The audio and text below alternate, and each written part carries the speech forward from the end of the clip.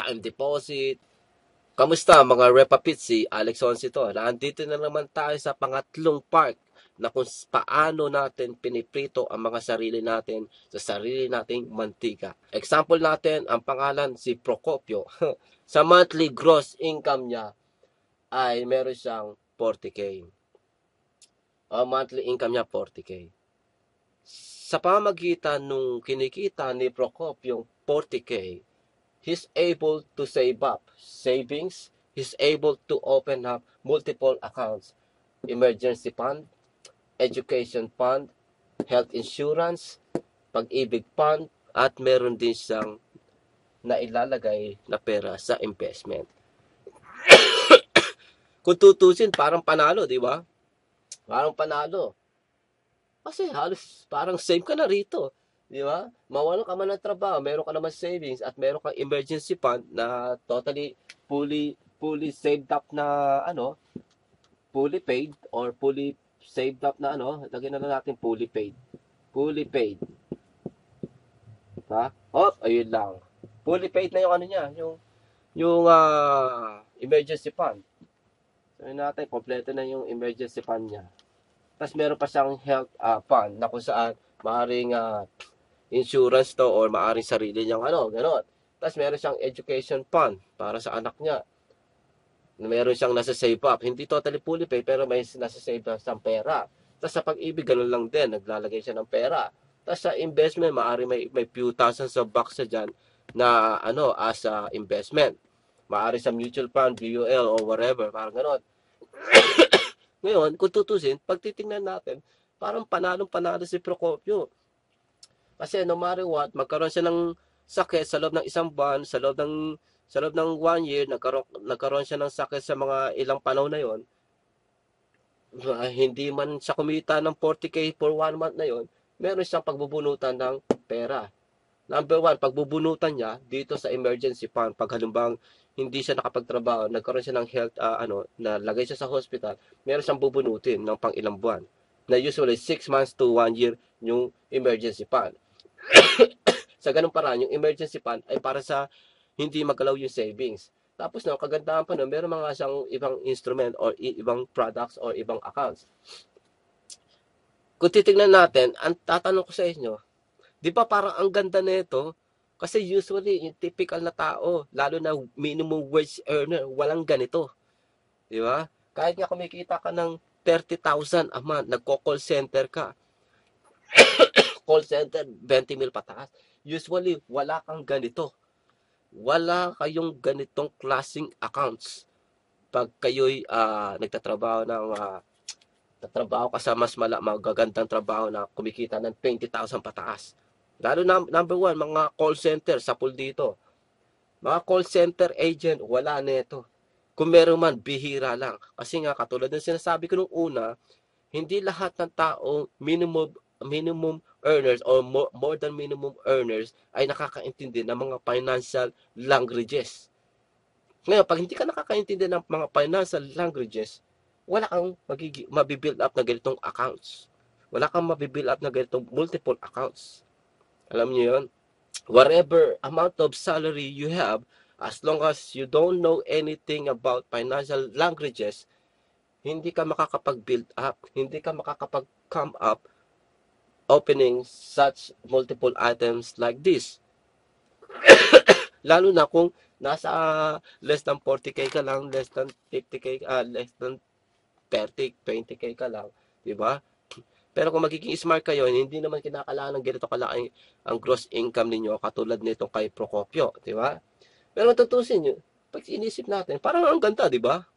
Parang ang gandang tignan na parang fully secured na si Kulokoy, di ba? Fully secured na tong si Procopio at save yung asawa niya, save yung anak niya sa health, save yung asawa niya sa save yung anak niya sa education, save silang lahat, may pag-ibig pa sila, may pera sila sa savings, meron pa sila pera sa pag-ibig, mayroon din silang pera sa investment, at meron silang hot money na pwedeng anytime makuha. Ito, yung emergency fund na gagalawin lang pag may emergency. Kung sa loob ng 1 taon walang emergency, o sa loob ng 2 taon walang emergency, ditong emergency fund na to, magiging savings mo lang yan kung tutusin. Di ba? So, no matter what, parang safe sila. Pero ang tanong kay Procopio, after having all these multiple accounts, do you have your own house? Do you even own your own house? Napaisip si Procopio, o ano, meron akong multiple accounts na gito, pero I don't have my own fucking house. So, ginawa ni Procopio,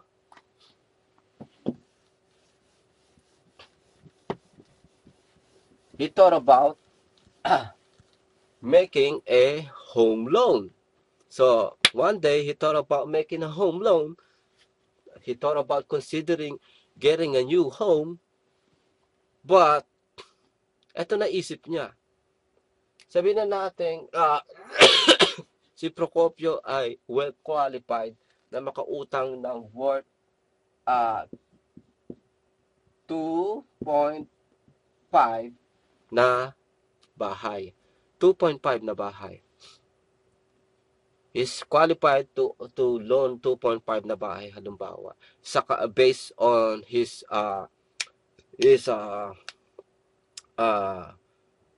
employment and his multiple accounts. Di ba? Multiple accounts na sinabi ko kanina. Ang problema naman doon, sa 2.5, tingnan nyo, 2.5. Sa 2.5 na yan, ang hihingin ng bangko ay 20% to 30% na down.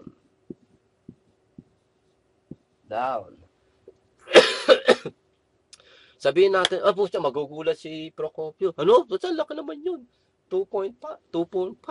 Halimbawa, talagang nasa puso niya yung worth 2.5 na bahay at ready na. Gusto niya na sanang bilhin. Andyan na, pipirma na lang siya kung tutusin. Tapos, pipirma, yun nga lang, kinakailangan mag-down para totally mayakap mo na yung bahay na gusto mo. Ngayon, magkano ang 20% nung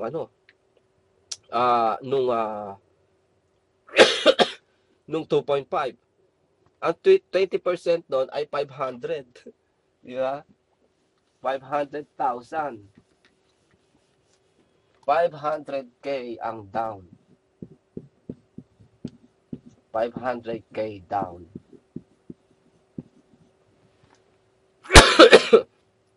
Ngayon, si Procopio at yung family niya at gusto niya magpasiklab sa pamilya niya, ginrab niya yung opportunity na yon.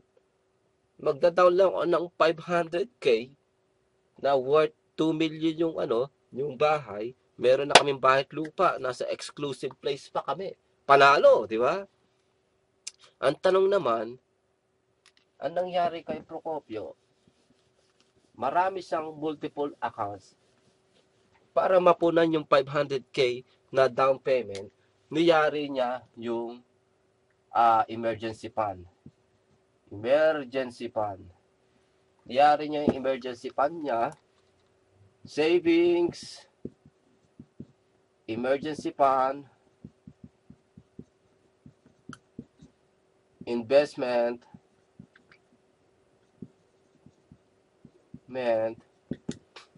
tapos nangutang pa siya dun sa Pag-ibig.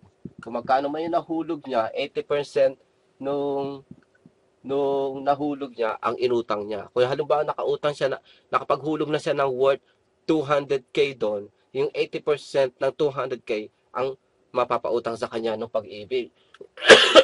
So, 4 accounts na yon niyari niya. Kung may matira man dyan, konti lang. Kasi, inahabol nga niya yung 500K na down payment. Ang lupit pa nun, humabol siya ng 500K na down payment. Tapos, pagdudusahan niya yung 25K monthly amortization. So, mangyayari ngayon yan, pinagsikapan niyang kunin yung 500K sa multiple accounts niya. Okay, nakuha niya, may natira pa konti kung tutusin. Or parang nalagas na yung isang account doon. Number 1, yung emergency fund. So, lumalabas na kaya ni Procop yung bilhin yung bahay base sa mga accounts niya at sa gross income niya o income niya monthly. Income niya ay 20K. 40K. Tapos niyan, 25K yung amortization. Amortization. Monthly, 25K. Magkano matitira sa 25K? Sa 40K? 15K na lang. 15K matitira. Ngayon, dito pa lang, pag alam mo yung about financial stuff, magwo-worry ka na. Magwo-worry ka na. Doon pa nga lang siya, nagbigay na siya ng 500K na kung saan binunot niya sa multiple accounts niya. Mali na yun, kung tutusin. Naka-strike na agad siya mali doon. Kasi, maaari yung multiple accounts na yon ay nalagas na talaga totally. Maaari nalagas na yon totally. Tapos, kung meron man natira, kakarampot na lang matitira doon. So, nagkaroon nga sila ng bahay, pero nayari naman yung mga multiple accounts na yon na very important. Sa pagkakaroon nila ng bahay, eto lang ang natitirang pera. Matitirang pera sa kanila. 15K monthly. Pero kung tutusin, hindi ito ang totaling perang matitira. At magiging negative pa kamo sila. Bakit? Una, bumili ka ng bahay. Bumili ng bahay si Procopio. May asawa, anak siya, 2 anak. Pag bumili ka ng bahay, bagong location, it means mas mahirap, mas malayo sa school, sa trabaho. So it means you gotta have your own transportation. So, tutubo ngayon yung isang sanga sa utak mo na you gotta have your own car. O kaya, if you can't afford it, then you must commute. Sabihin na natin, okay, magko-commute na lang silang lahat at hindi sila magkokotse dahil too much. Malaking pamilya sila kung tutusin. 2 kids, wife mo, tas sarili niya. Magkano ang gastusin nila? Yung mga minimum earner o yung mga small time o mahirap, hindi nga kaya mabuhay basta-basta sa 15,000 Sila pa kayang may ganitong klaseng lifestyle. Sila pa kaya may isang ganitong klaseng pamilya. Sabihin na lang natin, okay, sabihin na lang natin kunwari, 10K na lang. 10K na lang yung monthly expenses nila sa bahay. Pagkain, tubig, rent, pagkain, tubig, ilaw, blah, blah, blah, ganito, ganyan. Magkano matitira? 5K. Magbabaon, magpapamasahe, ganito, ganyan, blah, blah, blah. Wala matitira sa 5K. Ngayon, ano pa yung pinaka-downside dyan? Ang pinaka-downside dyan, wala na silang malalagay na pera sa savings, sa number 1, emergency fund,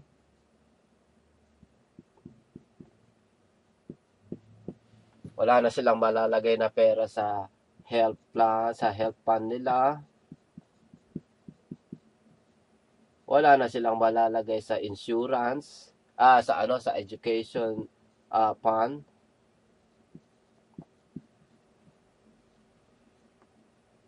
Wala na rin silang malalagay na pera sa pag-ibig.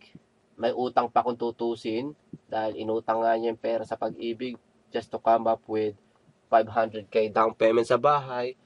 Wala na rin siyang malalagay na pera sa investment.